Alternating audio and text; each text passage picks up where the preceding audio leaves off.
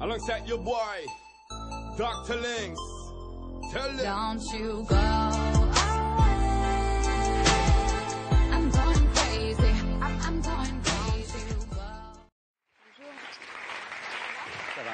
Adriana, elle a une double actualité. On parlait également de médecine et du cerveau tout à l'heure.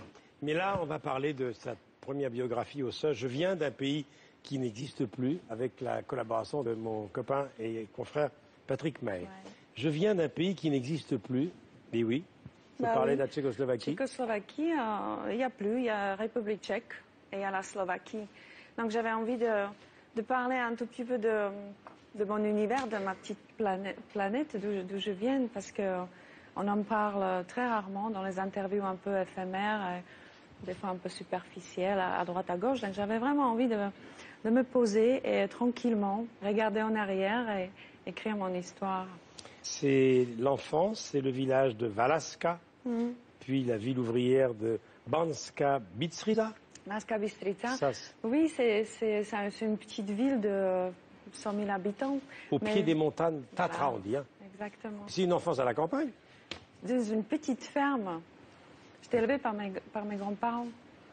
Et j'avais vraiment une enfance, petite enfance, la première partie d'enfance très heureuse. Alors, j'aime le redire, mais ça, c'est le fils et le frère de médecin qui parlent. C'est que tu aurais pu être médecin également, puisque tu as commencé ta médecine jusqu'en troisième année. Oui, exactement. Mais en même temps, je parle vraiment de ce changement de destin qui m'est arrivé.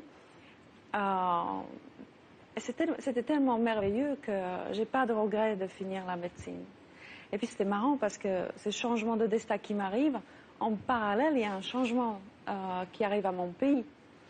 Il disparaît, ça change complètement. Et c'est vraiment, il y avait beaucoup de points communs avec mon destin à moi. Alors, brillante étudiante, 20 sur 20 au bac. Oui. Parce que chez nous, ça existe. Hein.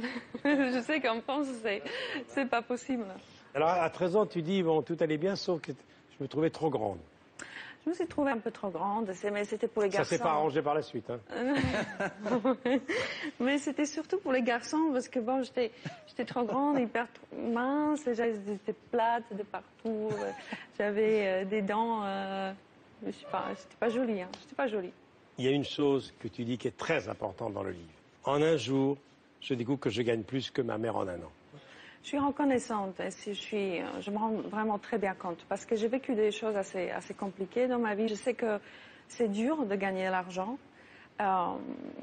et je pèse, j'ai la valeur de l'argent tout court et je vais jamais oublier ce que j'ai vécu et donc je peux jamais devenir vraiment blasée de tout ça, jamais. C'est aussi pour ça que tu t'es engagée dans l'humanitaire, souvent la Croix-Rouge, ça c'est pas par hasard peut-être?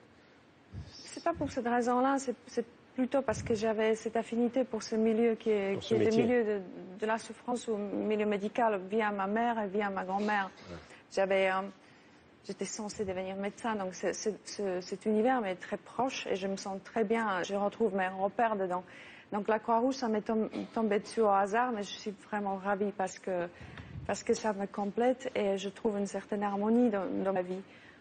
Oui, mais Adriana, elle aurait pu faire simplement mannequin et devenir multimillionnaire et elle n'a pas fait que ça. Moi, c'est ce qui m'a beaucoup touché dans le témoignage, dans ce que vous écrivez, c'est que vous êtes quelqu'un d'humain et de généreux. Moi, ça, j'étais très touché par ce que vous avez écrit, par ce que vous avez osé faire de votre vie, vraiment. C'est très gentil. Ouais.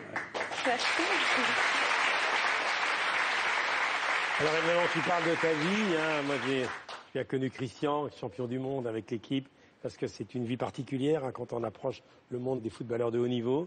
Et puis récemment, il faut le dire quand même, tu es jeune mariée avec Aram. C'était un moment important quand même. Hein, quand on... C'est vrai que dans la vie, malgré une partie de mon enfance où c'était un peu compliqué avec mon père, j'ai reçu beaucoup d'amour dans ma vie. J'ai vécu l'amour, mais je l'ai perdu aussi.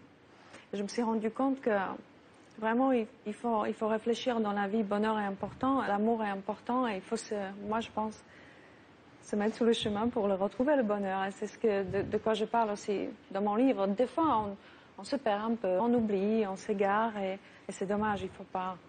Alors, on va maintenant parler de cinéma.